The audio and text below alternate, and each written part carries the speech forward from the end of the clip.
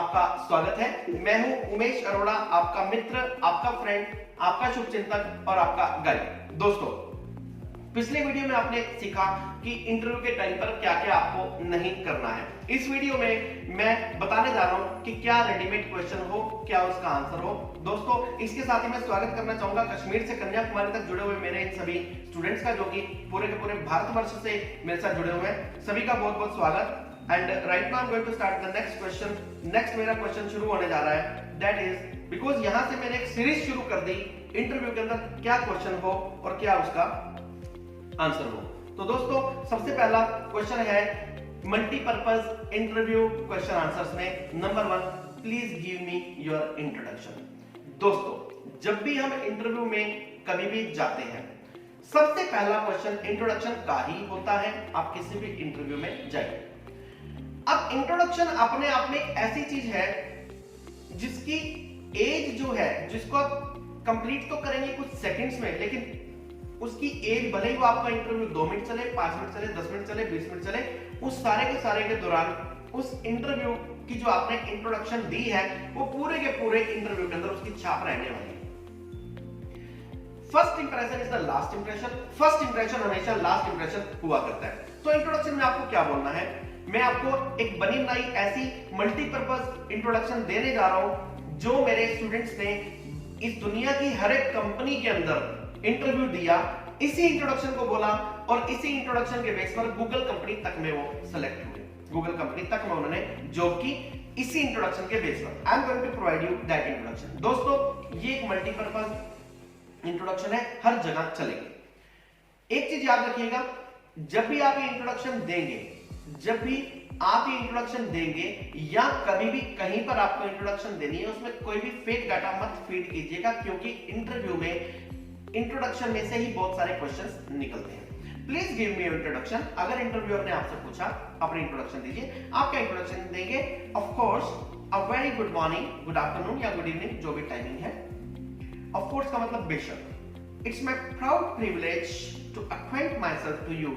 यह मेरे लिए परम सौभाग्य की बात है कि मैं अपना परिचय आपसे कराऊं। आई एम डैश, यहां पर आप अपना नेम फिल कर लेंगे। आई एम उमेश अरोड़ा या जो भी आपका नेम है। I am permanent resident of dash district dash. यहां पर आप लिखेंगे I am permanent resident of village Mahlawali district Yamunanagar, ऐसा कर लेंगे जो भी आपका विलेज है। अगर आप शहर में रहते हैं तो आई am permanent resident of Jagadhri district Yamunanagar, I am permanent resident of Bilaspur district Yamunanagar, या फिर आई am permanent resident of Yamunanagar district. That's it. अगर आप एक यमुनानगर में रहते हैं और उसी पर्टिकुलर डिस्ट्रिक्ट में रहते हैं, उस शहर में रहते हैं, तो आप ऐसा बोलेंगे। It is dash kilometer far from the state capital, that is Chandigarh, and dash kilometer far from the national metropolis, national capital, that is Delhi। ये हमने क्यों बताना भाई इतने किलोमीटर दूर है? दोस्तों, जब भी आप किसी भी ऐसे इंटरव्यू के लिए जाते हैं, जब भी आप किसी भी ऐसे इंटरव्यू के लिए जाते हैं जो इंटरव्यू किसी ऐसे पर्सन के द्वारा लिया जाना है जो उस एरिया को नहीं जानता। एग्जाम्पल, आप एक मल्टीनेशनल कंपनी में इंटरव्यू के लिए गए। इंटरव्यू लेने वाला एक फॉरेनर है, और जब कोई भी फॉरेनर आपका इंटरव्यू लेगा, जब कोई भी फॉरेनर आपका इंटरव्यू लेगा, उसको नहीं पता कि कहां पर है जगाधरी, कहां पर है यमुनानगर, कहां पर का बिलासपुर, कहां सधौरा, व्हाटएवर, राइट। जब भी कहीं पर कोई भी इंटरव्यूअर आपका इंटरव्यू लेगा, एक साउथ से एक पर्सन है and he is taking your interview, उसको नहीं पता आपके एरिया के बारे में, but we have to just explain the geographical location. हमने किलोमीटर डालकर एक अपनी जियोग्राफिकल लोकेशन को बता दिया। यहां पर दोस्तों मैंने अपनी जियोग्राफिकल लोकेशन बताई है। जो मेरा डिस्ट्रिक्ट है वो चंडीगढ़ से, हमारी स्टेट कैपिटल चंडीगढ़ है, चंडीगढ़ से ओनली 100 किलोमीटर फार है, और नेशनल मेट्रोपोलिस, नेशनल कैपिटल से 200 किलोमीटर दूर है। तो मैंने अपना डिस्टेंस डाल दिया। इसी तरीके से आप जब भी इंटरव्यू के लिए जाए, गूगल पर देख लीजिए कितने किलोमीटर पड़ता है, और अप्रोक्सीमेट वैल्यू बोलनी है हमें, राउंड फिगर में। अगर आपका फॉर एग्जांपल 275 किलोमीटर पड़ रहा है आप नेशनल कैपिटल से, तो आप 275 की जगह पर अप्रोक्सीमेटली 300 किलोमीटर बोल दीजिए। अप्रोक्सीमेट में वो आ जाएगा, राइट। तो जहां पर भी आप रहने वाले हैं वहां का आप अप्रोक्सीमेट वैल्यू बोल दीजिए, स्टेट कैपिटल की भी और अपनी जो नेशनल कैपिटल है उसकी भी। इसके बाद ये बोलने के बाद आप चलेंगे as far as my educational and professional qualification is concern. Educational qualification हमारी वो क्वालिफिकेशन है जिसके बेस पर हमारी जॉब नहीं लगती। एजुकेशनल क्वालिफिकेशन वो क्वालिफिकेशन है जिसके बेस पर हमारी जॉब नहीं लगती, और प्रोफेशनल क्वालिफिकेशन वो क्वालिफिकेशन है जिसके बेस पर हमारी जॉब लगती है। हालांकि हमारे पास एजुकेशनल, अगर मैं ग्रेजुएशन की बात करूं, ग्रेजुएशन में भी हमारे पास बहुत सी क्वालिफिकेशंस ऐसी है जो कि प्रोफेशनल क्वालिफिकेशंस हैं। एमबीबीएस एक ग्रेजुएशन क्वालिफिकेशन है लेकिन उसके बेस पर जॉब लगती है। एलएलबी एक ग्रेजुएशन, एक बैचलर इन लॉ है, ठीक है, लेकिन उसके बेस पर जॉब लगती है, उसके बेस पर आप प्रोफेशनल बन सकते हैं। इसी तरीके से जेबीटी की बात करूं, बीएड की बात करूं, ये सब ऐसी प्रोफेशनल क्वालिफिकेशंस है। बीबीए होगी, बीसी होगी, प्रोफेशनल क्वालिफिकेशन है। तो आपको क्या करना है, इंटरव्यू के टाइम पर अपनी एजुकेशनल क्वालिफिकेशन के बारे में, जो लास्ट आपकी एजुकेशनल क्वालिफिकेशन है आपको वो बोलनी है, और आपकी प्रोफेशनल क्वालिफिकेशन जो है वो आपको फुल बोलनी है। Like my educational and professional qualification, as far as my educational and professional qualification is concerned, my qualification is dash। इस dash में आप अपनी उस qualification को fill कर लीजिएगा। एक बात और याद रखिए, जब भी आप अपनी qualification के बारे में बोल रहे हैं, अगर वो qualification आपकी काफी ज्यादा है, अगर वो qualification आपकी काफी ज्यादा है, तो उसके बारे में आप शॉर्ट में उसकी एब्रिविएशंस को यूज करके आप उसको यूज कर दीजिएगा। इन केस अगर आपकी क्वालिफिकेशन कम है तो आपको उसको कंप्लीट बोलना है। कैसे बोलना है? जैसे master of arts in English, ऐसा, right. Next, presently I am pursuing. अगर आप कहीं पर कोई जॉब कर रहे हैं और आप नेक्स्ट इंटरव्यू के लिए गए हैं तो प्रेजेंटली आई एम परसुइंग। अगर आप स्टडी कर रहे हैं तो परसुइंग मेंशन कर दीजिए, और अपनी उस नेक्स्ट जो क्वालिफिकेशन आपकी अब चल रही है उसके बारे में मेंशन कर दीजिए। Presently pursuing BEd from Kurukshetra university Kurukshetra, इस तरह से आप कर सकते हैं। और इन केस अगर आप कोई क्वालिफिकेशन नहीं अडॉप्ट कर रहे बल्कि आप कहीं पर जॉब कर रहे हैं तो आप ऐसा लिख सकते हैं, प्रेजेंटली आई एम डूइंग, या presently I am working with Reliance communication, और आगे उस ब्रांच का नाम ले सकते हैं।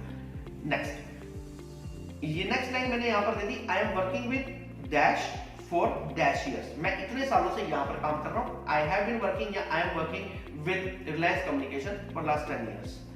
My hobbies are dash and dash. दोस्तों याद रखना, हॉबीज का हमारे इंट्रोडक्शन के अंदर बहुत बहुत इंपॉर्टेंट रोल हुआ करता है। क्यों?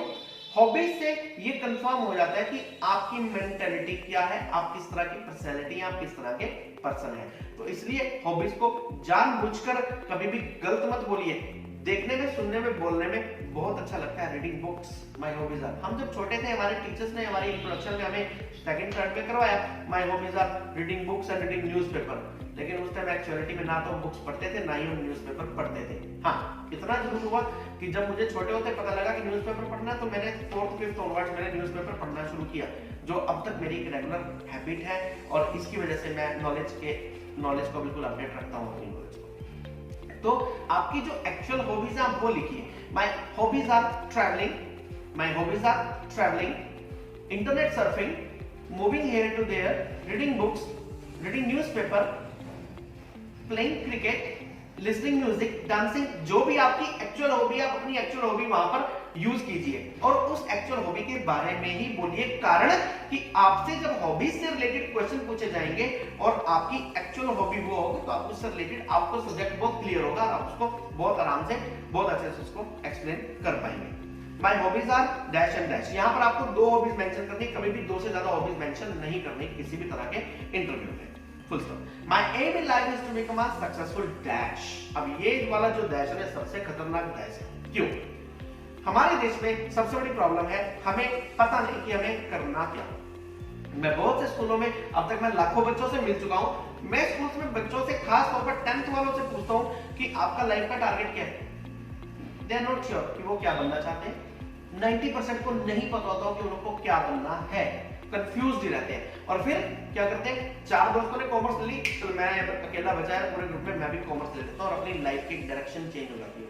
4 ने साइंस ले ली, मैं भी साइंस लूं, भले ही मैं मैथ में अच्छा नहीं हूं, भले ही मैं साइंस में अच्छा नहीं हूं, लेकिन चलो यार मेरे 4 दोस्त पढ़ लेती, I must go for that. हम अलग से नहीं स्टेप लेते। इस बारे में मैं करियर काउंसलिंग के बारे में कभी अलग से सीरीज बना दूंगा और कोई ना कोई ऐसा सिस्टम सेट कर देंगे कि अपना टारगेट क्लियर हो जाए। लेकिन 10th वाले को और इवन +2 वाले को भी नहीं पता। मैं कुछ ऐसे लोगों से मिलता हूं उन्होंने बीएड कर ली और ये भी नहीं पता बीएड क्यों की। मैंने इंटरव्यू के अंदर उनसे क्वेश्चन पूछा कि why did you do BEd, तो आंसर है कि पापा चाहते थे कि बीएड करनी है इसलिए मैंने बीएड भी कर ली। चलो जी, पापा चाहते थे बीएड करनी है इसलिए बीएड कर ली, इट्स ओके। आप क्या चाहते हैं, थिंक अबाउट दिस।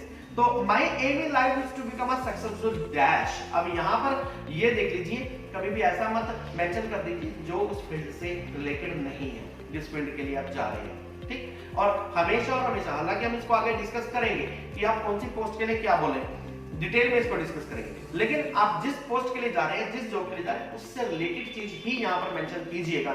जिस इंटरव्यू के लिए आप जा रहे हैं, जिस पोस्ट के लिए जा रहे हैं, ऐसा नहीं हो सकता कि आप एक डॉक्टर की जॉब के लिए जा रहे हैं, बोले my aim in life is to become a successful engineer. आप डॉक्टर के इंटरव्यू के लिए बैठे और आप बोले कि मेरा लाइफ में टारगेट इंजीनियर बनना है, ठीक है, आपकी हॉबी हो सकती है, आप फ्यूचर में बन जाइए, ठीक है, लेकिन it never happens over there. Next, my aim in life is to become a successful. My aim in life is to become a successful doctor, teacher, engineer, advocate, जो भी आप बनना चाहते हैं, and to create an exclusive benchmark in the society.